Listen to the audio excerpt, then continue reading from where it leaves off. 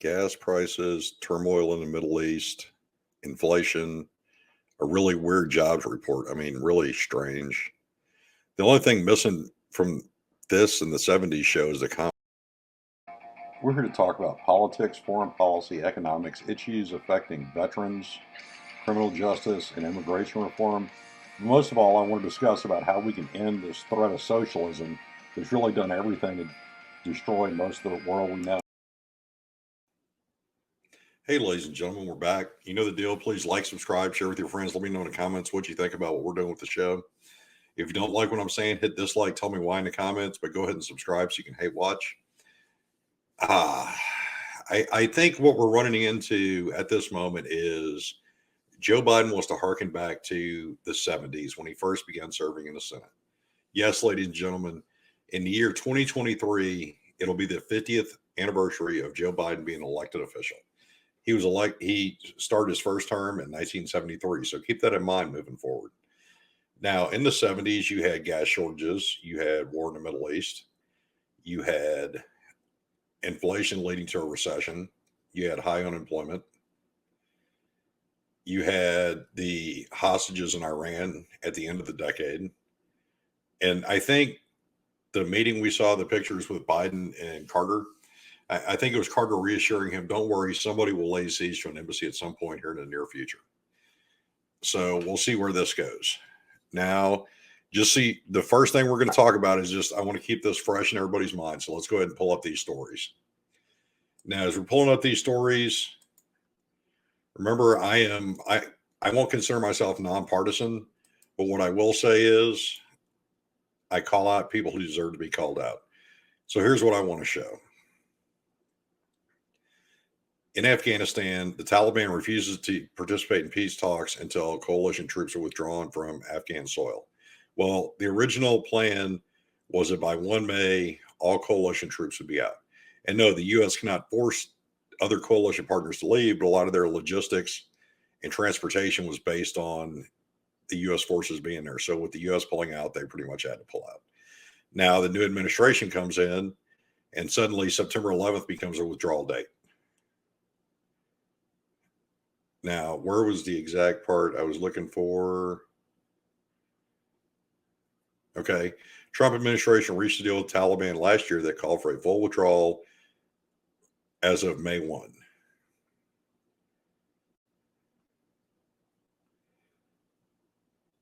Now, Biden administration is saying the withdrawal by September 11th deadline is not conditions based. And what they mean by conditions based is if something happens, they're not going to use that as an excuse to keep them there longer. Now, what I'm saying is they're keeping them there for an entire another fighting season. So if they're not looking for the right conditions to withdraw, then we're just wasting time and possibly wasting lives, both American, our coalition partners, and the Afghan people themselves, because that's who pays for this. We'll use that as a caveat to move into kind of what we talked about. Okay. U.S. President Joe Biden administration plans to provide $237 million of aid to Palestinians, restoring part of the assistance cut by Donald Trump. Now, this aid, they announced this aid is going to go to the Palestinian Authority, which we all know the Palestinian Authority is nothing more than a cover for Hamas. And within a couple of months, Hamas starts shooting rockets at Israel, which causes Israel to fire back and do some ground incursions into the area the rockets are being shot from. Well, it's kind of hard to find a level-handed article about this because everyone is condemning Israel for what they call shooting at populated civilian centers. Well, the Hamas rockets are aimed at Israeli population centers, not military targets. They're being shot from civilian buildings. Hamas is using civilians for cover, and in the press is condemning Israel when these same civilians get killed because the Israelis are forced to fire back at where these rockets are coming from. I will tell you, based on limited experience on how these targeting radars work, they use algorithms determined by a projectile's speed, altitude, and where it impacts to backtrack where it came from. And they're pretty accurate, like extremely accurate. So if they're firing at these buildings that they're showing these rockets coming from, I guarantee you those are the buildings the rockets came from. So who's at fault here? It's a tragedy either way. But if you're going to shoot at a civilian population center, you can expect to get shot at in return. And because you hide behind civilians, you lead to those civilians dying. And until that changes, this tragedy is going to continue. What I would like to point out is once the Biden administration approved this funding and said they were going to give them the funding again, suddenly it's okay to attack Israel again because they did fire the first shots in this. So the Israeli retaliation for those missile strikes is what we're looking at. Although for almost 4 years, there was very minimal contact between the two. So once again, let's see, now we're 2 for 2 in the 70s show checklist. We have a troop withdrawal from a combat zone, had that in the early 70s. We have conflict in the Middle East, leading to possibly another shooting war. Also had that in the 70s. Now let's move to the next one. Inflation. Because yes, they had a horrible inflation leading to a recession in the 70s.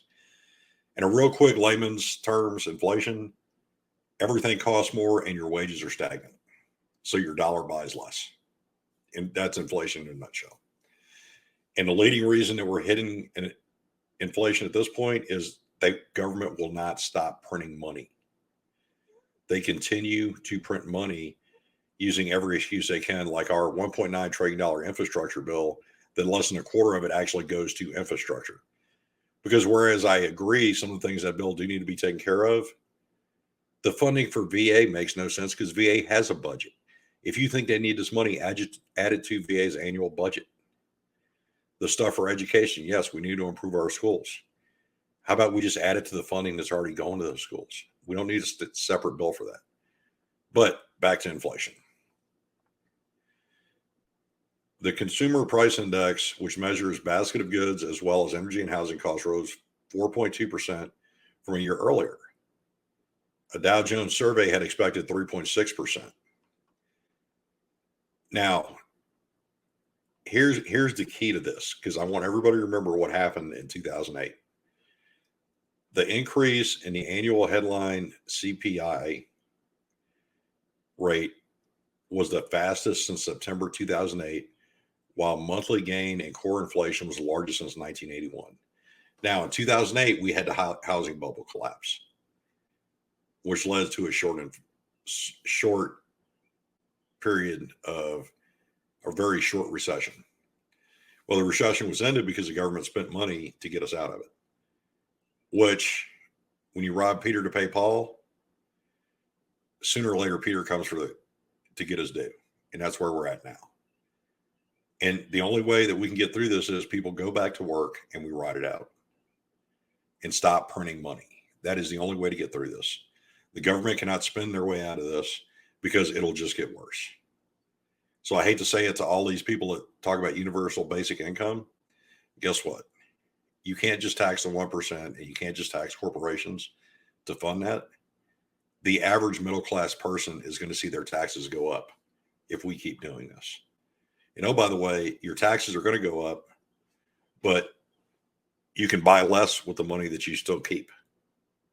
So what does that lead to? We have to stop spending. The government has to stop spending money. At some point, we have to acknowledge people have to go back to work. With that being said, the jobs report. Non-farm payroll employment rose by 266,000 in April. Okay, that's just over 250,000. They were expecting over 1 million people to enter employment. And this is not job creation. This is just people who entered employment. And there's several terms, and after working in workforce development and pulling reports and data for that, I will tell you now, a lot of these numbers can be used in a lot of different ways to describe what people want them to say. But less than a quarter of what they expected to go to work went to work. So what does that say? The extended unemployment benefits, I understand Entry-level jobs, a lot of them in service industries like fast food suck, but that's how you get your start. You start there, you gain some skills, maybe you go to school, maybe you pick up a trade, and then you move forward. And eventually you make more money and you make more money and you make more money as your skill set grows and you're more valuable in your field. Well, if you don't ever enter the workforce, you're never going to get there. And if you don't ever enter the workforce, eventually the government's going to stop paying you. They have to, because there's only so much money that they can spend. I know people say you can just print money, but that's not the way it is. And as for all these progressive and socialist politicians, the part they're missing out was in the Soviet Union and most of these Eastern Bloc countries, people were assigned jobs based on their skill level and their intelligence level. They did have to get up and go to work. They didn't just get a check for staying somewhere. They had to get up and go to work. One of my neighbors in Germany, when she was in East Germany, was actually trained. She did an apprenticeship in a factory where her job was to actually put the vegetables into cans, and then it moved along the conveyor and it was sealed somewhere else. But there was actually an apprenticeship for that job that she had to take. That's what happens under these socialist, Marxist, or communist systems. Everybody's still going to have to get up and go to work. And if you don't get up and go to work, then they put you in a camp. That's how that works. That's the part they're not telling you. That's why those societies lasted as long as they did before they collapsed.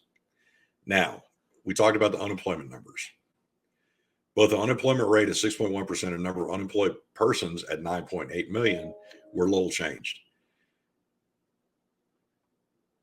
Now, that being said, let's look at something else, because this is a completely different number, but it definitely bodes to the unemployment numbers. When people talk about 6.1% unemployment, yes, that seems really bad considering a little over a year ago, we were at 3% or less in some states. The number of job openings reached a series high of 8.1 million on the last business day of March. So 266,000 started working, but there's 8.1 million job openings. So you tell me how far we can impact that 6.1% if all these people actually went out, looked for, and accepted jobs. Now, some of them, I understand, they make more in unemployment right now than they do going to work. That's why we have to stop the unemployment. I understand things happen, factories shut down, small business closes based on the impacts of COVID.